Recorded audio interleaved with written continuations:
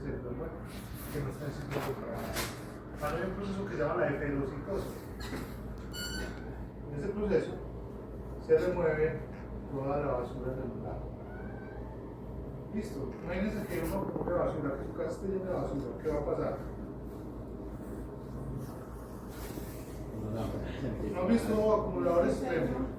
Sí, ratas por todas partes, parásitos, zancudos, uno se enferma. Si se acumula la basura celular dentro de nuestro organismo, va a llevar a efectos inflamatorios, porque puede llevar a efectos antibióticos. Listo, porque se empieza a reconocer cosas propias en escenarios inflamatorios.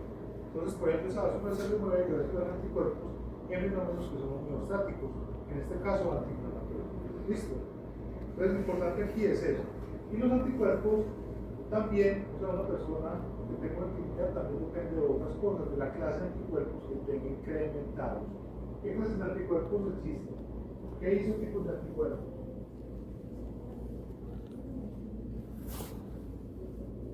Sí, dígame.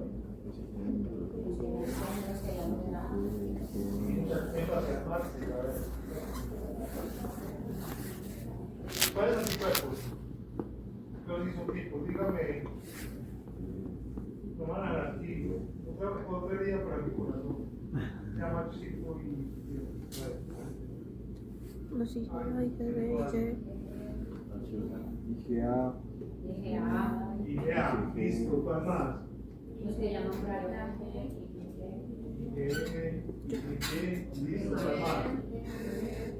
IgE. Eso. ¿Cuál más? La decía. Sí. Listo. ¿Cuáles son los anticuerpos naturales? Es decir, los anticuerpos de los que estamos hablando, que toda la mayoría de la gente tiene, que están aliviados. IgG. La IgM son los anticuerpos naturales. ¿Listo? Pero también IgG. Resulta que hay células que siempre van a producir anticuerpos de esta clase. Y esos anticuerpos, todos los anticuerpos son específicos, ¿cierto? Esa es la magia de los anticuerpos, que van a reconocer el cuerpo específicamente. Pero las anticuerpos naturales son poliespecíficas, es decir, no tienen una maduración de la afinidad tan alta. Entonces puede reconocer este antígeno, pero puede reconocer también este otro, que sea más o menos parecido. Eso es la poliespecificidad. Eso lo han explicado. Es decir, une antígenos, pero con varios antígenos pero con baja afinidad. La afinidad es una medida de qué?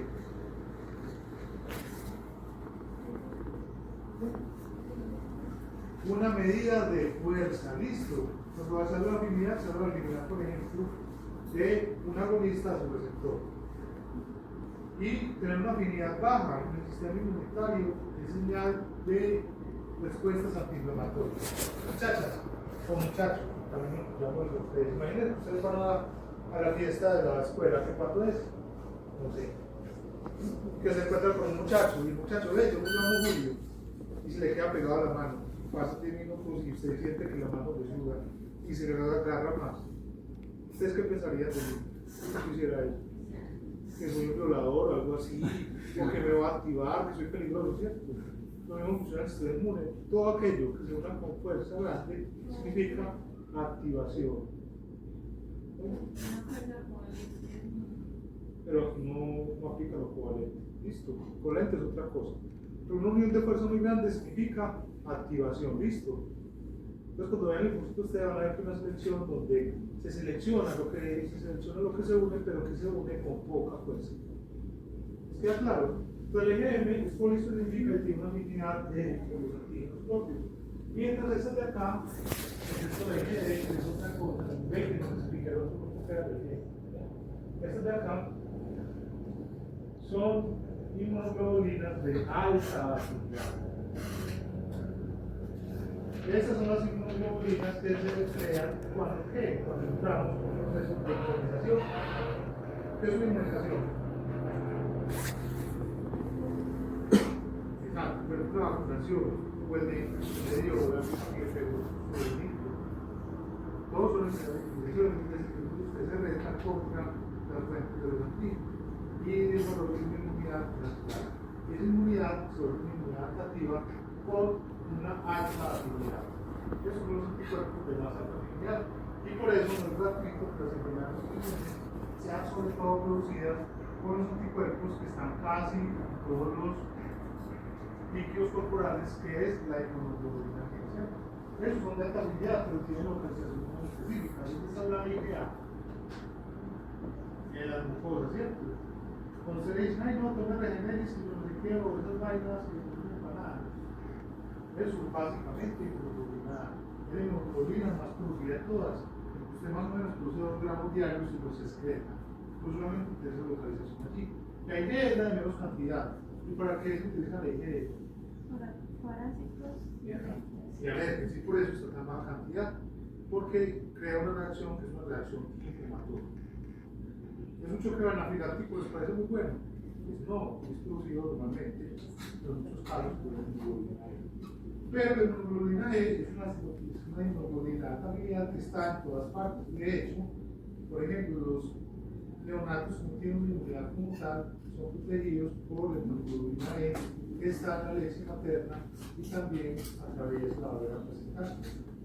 Entonces, esta IgE es la que también está expresada en grandes cantidades en las enfermedades autoinmunes. Bueno, antes las otras sí, pero sobre todo la IgE y la ¿Qué es lo que tenías unos Yo tengo todos. y tiene muchísima afinidad. Ya antes que ustedes Tengo vieron un como una montón de afinidad, cosas. Tengo un dímero. la producción de anticuerpos. ¿No has visto esa parte? Es fantástico para que lo veamos. Bueno, entonces, ¿les queda claro? O sea, depende, todos tenemos autoanticuerpos, pero depende de la cantidad y depende de la clase de anticuerpos que tenga una persona con autoinmunidad o con una.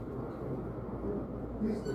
Y aparte de esto, por ejemplo, también de los receptores que estamos hablando ahí, hay muchas clases de receptores de anticuerpos, receptores RCD, hay receptores que son antiinflamatorios y otros receptores que son inflamatorios. Entonces, como ya tienen claro con lo que el profesor explicó, les llega la abuelita, la mamá, la tía, venga mijito, usted como ya vio el laboratorio de ambas, yo me he sentido cansada, fui al médico, tengo pérdida de peso, no duermo bien, y me hicieron unos años. Como usted hizo la prueba, a mí me salió positivo una noche. Entonces eso quiere decir que tengo pulmonía. ¿Usted qué le diría? A la abuelita, a la tía. Que no, ¿por qué no? Bueno, esa es una. ¿Por qué otra razón? Puede que no, puede que sí. No se acuerda que de la clase pasada también tengo una. Anticuerpos hay Hicieron nosotros en calidad. Está positiva.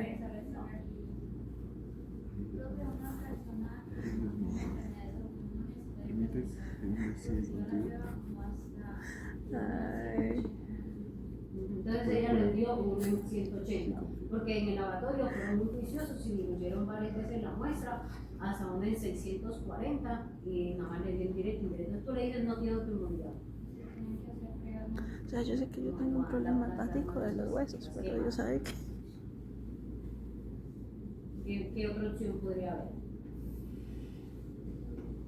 Bueno, y esa persona luego hicieron otros exámenes y confirmaron que tenía la enfermedad, pero en el AMA solo le dio positivo un 80. Entonces, ¿qué explica eso? Si eso es normal, según lo que explicó el profe y todo eso, y todos tenemos autoinmunidad, a ver qué pasó. Hicieron mal la prueba.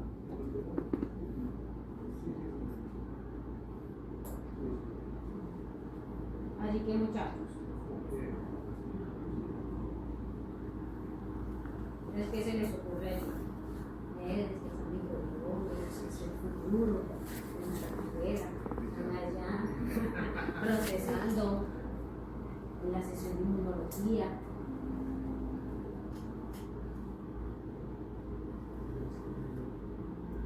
Pero si bien como nos explicó el profesor, y eso está reportado en la literatura, todos tenemos ciertos niveles de autoanticuerpos, ¿cierto? Que puede ir hasta un en 80, un porcentaje de la población, un en 160, que se considera lo normal. Pero si la persona está en la fase inicial de la enfermedad, ¿cómo va a tener esos tipos de anticuerpos?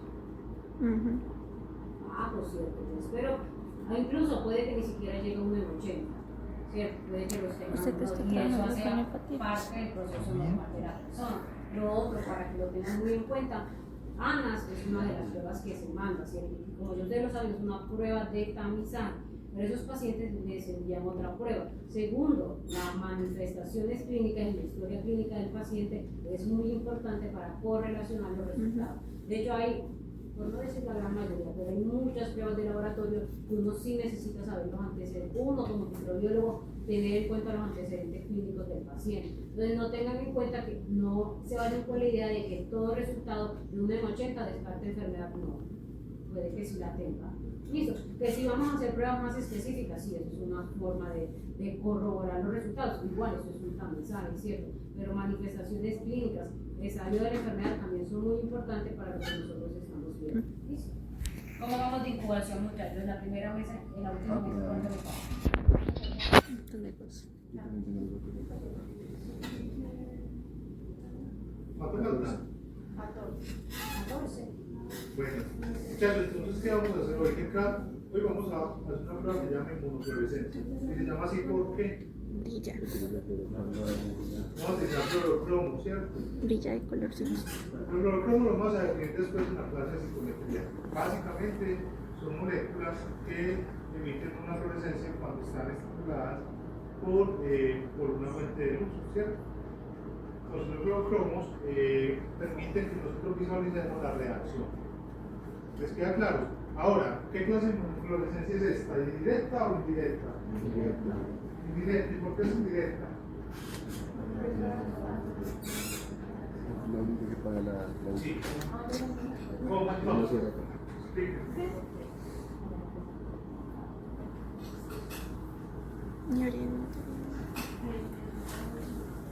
Bueno, definamos primero qué es una inmunofluorescencia directa. ¿Cómo es una inmunofluorescencia directa? Un anticuerpo primario, ¿cierto? ¿Sí? Ay, no entregar el ¿Cómo informe. debe ser? ¿Cómo? Exacto. Y es un anticuerpo, ustedes no lo saben, pero es un anticuerpo que se llama anticuerpo monoclonal. ¿Qué pasa con este anticuerpo? Resulta, ¿cómo hace un anticuerpo monoclonal? Es decir, ¿qué es un anticuerpo monoclonal? Ustedes, por ejemplo, tienen una prueba donde van a detectar cierto tipo de antígeno. Este antígeno es de esta mano que está acá. Ese anticuerpo se va a unir a todo el antígeno. ¿A dónde se va a unir? ¿Y cómo se llama esa zona específica? Epítope. Entonces los nudillos no son epítopes.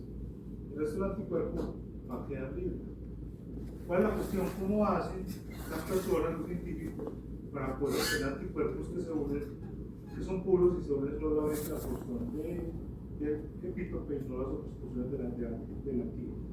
¿Cómo hacen? ¿Quién se lo ocurre? ¿Qué pasa en su cuerpo? Su cuerpo es solamente un linfocito B que puede producir un solo tipo de anticuerpo. No, entonces, ¿cómo hacen para hacer eso? ¿Quién me podría contar? Bueno, antes de eso, los anticuerpos puros que reconocen su epítope se llaman anticuerpos monoclonales. Entonces, por ejemplo, ¿qué es lo que hacen? Cogen ratones, cogen veces que cogen caballos, cogen gallinas, cogen cabras. ¿Y qué hacen con los ratoncitos? Con los ratoncitos les inyectan, por ejemplo, el antígeno junto con la ayudante. ¿Saben qué es un ayudante? Exacto. Entonces, por ejemplo, antes utilizaban pedazos de bacteria como ayudante para generar una respuesta inflamatoria, un contexto inflamatorio ante ese antígeno. Por ejemplo, ese antígeno se inyecta en los animalitos junto con el ayudante y se producen clones de linfocitos B para ese antígeno, para un antígeno particular. Todos esos clones van a producir anticuerpos que se unen en la misma parte, ¿o no? Los clones, por ejemplo, los individuos que se generan ante una respuesta, como en este caso, van a ser todos iguales, así están estimulados por el mismo antígeno. Van a producir anticuerpos contra el mismo antígeno, eso es verdad, pero van a producir anticuerpos contra diferentes epítopes. Ok, entonces por ejemplo, pueden producir, este es un antígeno, se pueden producir clones, y distintos vectores otros que reconozcan esta parte del antígeno, otros que reconozcan esta parte del antígeno. ¿Qué es lo que se hace? Aislar linfocitos B por una difusión y produce un anticuerpo de celular.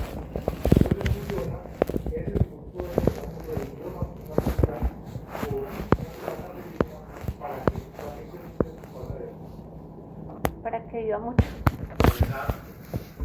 dos células primarias no así mucho, varias, pocas de estos pares. Primero con células que son originarias de un cáncer, se llama linfoma, se va a originar linfocitos B que van a producir anticuerpos por ese disco. Cada vez que ustedes vean un reactivo que produce una clase de anticuerpo, van a ver que tiene clon, y ese clon se ve el clon de linfocitos B que se dio. Ese proceso es muy caro y dura más o menos un año o un año. Entonces, yo garantizo que tengamos anticuerpos y una productividad por el mundo. Eso es porque es importante tener anticuerpos de una toxicidad. O que todos sean puros y reposen un ratito. ¿Por qué? ¿Qué pasaría en este ensayo? Bueno, este ensayo no, ¿qué pasaría en un ensayo, por ejemplo, donde ustedes reconocieran anticuerpos que reconocen el mismo antígeno, pero no el mismo antígeno? ¿Se generarían falsos qué? ¿Positivos o negativos? Falsos positivos, porque se generarían reacciones cruzadas. Porque podría haber otras cosas ahí en el medio que parecían los antígenos y generan una reacción o falsos positivos. ¿Listo? ¿Está claro? Por eso se usan anticuerpos monoclonales. Entonces, por lo podemos explicar mejor. Entonces, la cronogenesis directa utiliza anticuerpos monoclonales fusionados con clorocromo. ¿Clorocromo viene naturalmente con los anticuerpos o no? No. Entonces, ¿cómo se fusiona el clorocromo con los anticuerpos? Por afinidad de cómo. Si el anticuerpo solamente tiene afinidad por antígenos.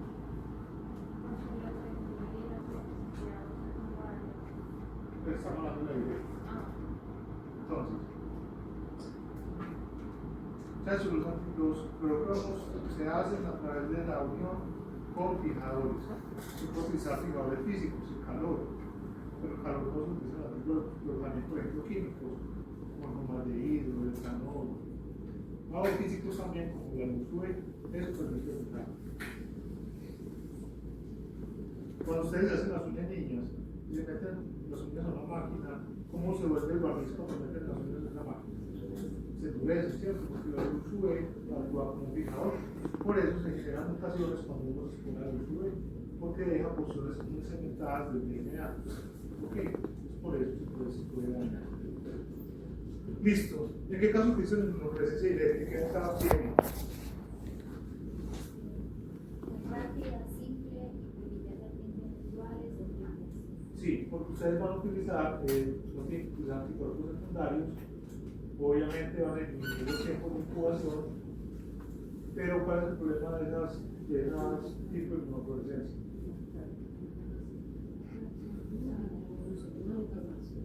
Genera menos señal, porque genera menos señal.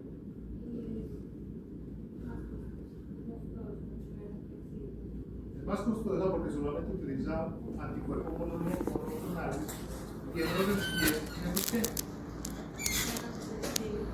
Porque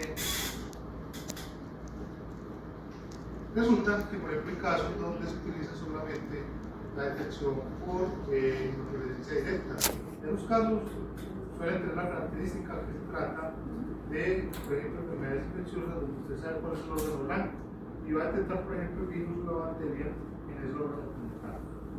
Por ejemplo, ¿qué pasa en los casos de rabia? Usted, digamos, sospecha que su perro o su gato tiene rabia, ¿qué va a pasar?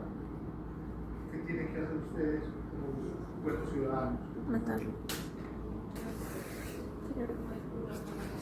No, sí, es que, o sea, usted para tomar una muestra de rabia tiene que sacarla del El cerebro. perro está enfermo. ¿Qué tiene que hacer? Usted se mata. No, o sea, Que llaman las autoridades, se quieren del INS, lo van a simplificar y le van a posar la cabeza. eso. Es lo que van a hacer, llevan la cabeza en una nevera y es una fluorescencia directa para ver encefálicamente dónde está el virus de la rabia. Ese virus se confirma por ese tejido y se puede ver exactamente ahí. Ok, entonces la señal no es tan importante, es importante, pero no es tan importante como la fluorescencia directa porque usted ya sabe dónde está el virus. El otro cambio es el que Jorge les va a contar.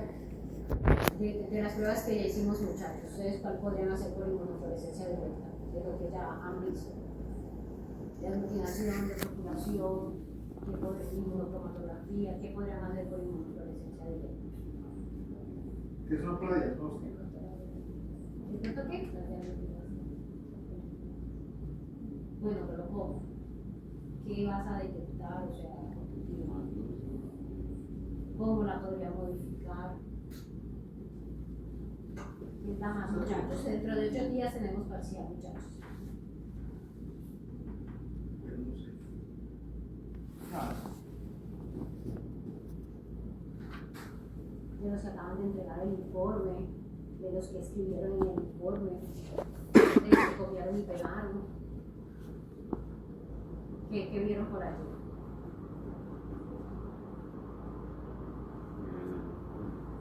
Una muy conocida, aunque ya es en desuso, era hacer la identificación del treponema pallidum del espiroqueta a través de inmunofluorescencia, ¿cierto?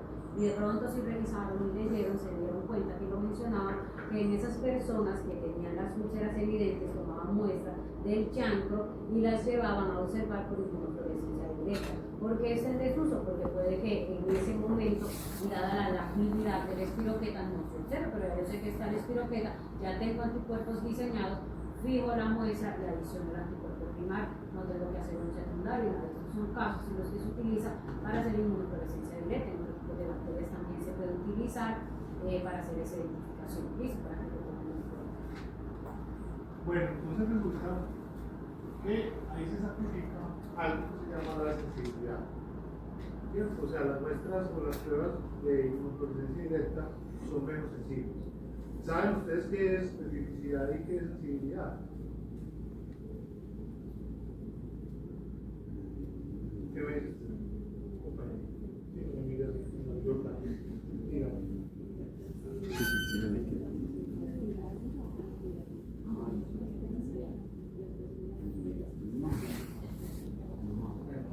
¿Qué más entienda más? Usted la especificidad y la sensibilidad. Para que ya un extensión tiene otras cosas. Sí, claro.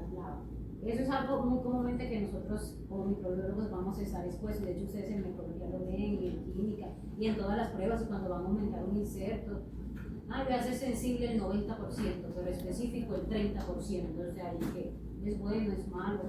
Eso da lo mismo que sea sensible que específico. O así que. No sé qué se les ocurre.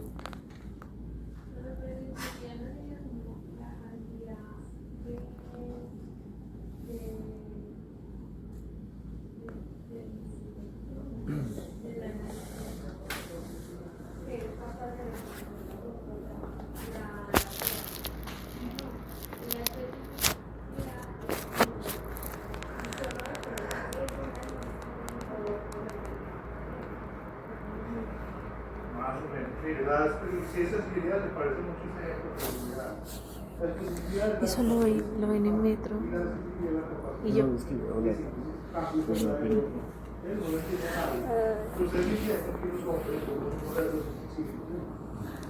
Entonces, ¿qué es lo que pasa? Por ejemplo, voy a interrogar esta prueba y es como que nada nos ha castigado. Entonces, es mi compañía. Ve, algo, ¿cierto? Porque cierra los ojos y cierra, o sea, listo. O sea, distingue un cambio, es todo distingue un cambio producto de su poder. Mientras la sensibilidad es que de ver de la lagartija, pues eso es mejor. La sensibilidad y la especificidad. La capacidad de detectar los cambios para distinguir cómo son esos cambios. ¿Listo? ¿Les queda claro? Sí. Mira, ya les dicen, la prueba es sensible el 90%. ¿Eso qué se traduce, muchachos, ya con el ejemplo que les doy? Si yo digo que una prueba es sensible el 90%, el 95%. ¿Cómo? Exacto, ¿eso en qué se traduce? Es decir, la prueba, por ejemplo, que estamos detectando ANAS, por así decirlo, anticuerpos contra RO, que es una de las proteínas que está allí, dice que es 90%. Entonces, en los casos en que la prueba, en este caso 100 pruebas, por así decirlo, con una probabilidad del 90% de las veces que ella le diga que es positivo, es positivo, ¿cierto? Entonces, sensibilidad es que si yo le digo que sí lo tiene, y que lo tenga. ¿Estás enferma de VIH? con una probabilidad del 90%, eso es verdad lo que te estoy diciendo. Y específico es que si yo digo tú estás sana o no tienes dolor, realmente no. Es sensible positivo, porque es positivo, y específico, si yo te digo no. Bueno, ya continúa con el próximo Listo, paso. entonces, ¿cómo vamos a lavar muchachos? Entonces van a coger la tapita de la caja de Petri para hacer los lavados. Entonces, la receta, van a coger su PVS y toman la pipeta pastel.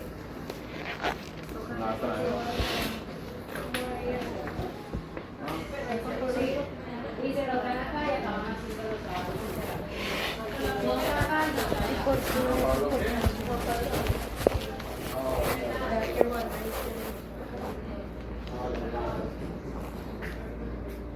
Con la pipeta digo.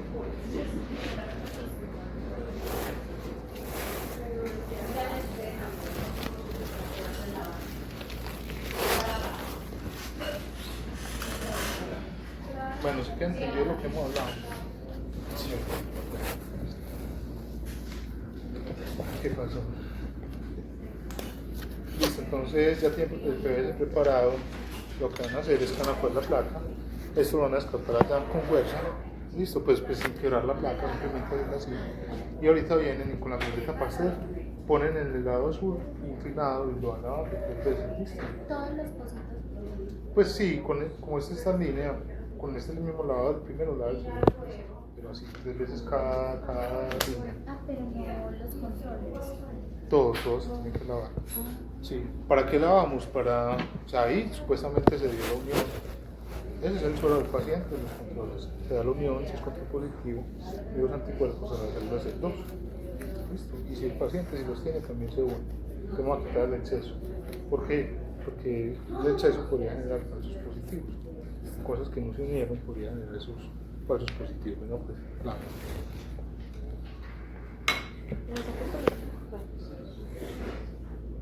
Cuidado, no la vaya a soltar. Sí, usted las. Eso sí. Entonces cojan una pipeta pastel. ¿Tienen ahí una pipeta pastel? No.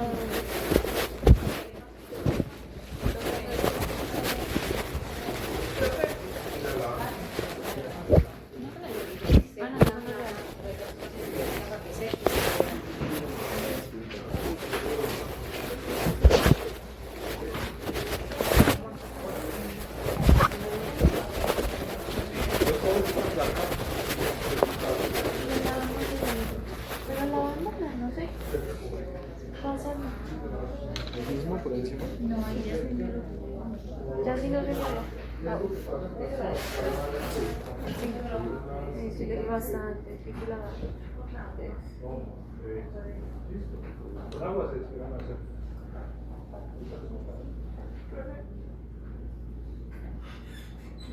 Y ya no. Digo que 3 veces. 3 veces. Ah, entonces ya incliné la. Ahí sí.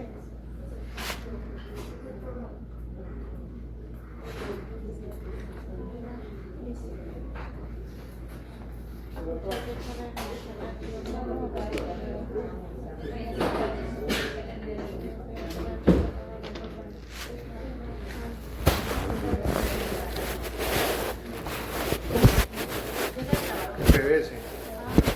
Listo, ya lo lavaron. Ah, bueno, ya les voy a entregar el reactivo. Una gotita desde arriba, ¿sí? Ya les voy a entregar. Sí, la capilla. Ah. Y la secamos, Es una profe. gota, ¿no? Es una gota por cada punto. Pero la secamos.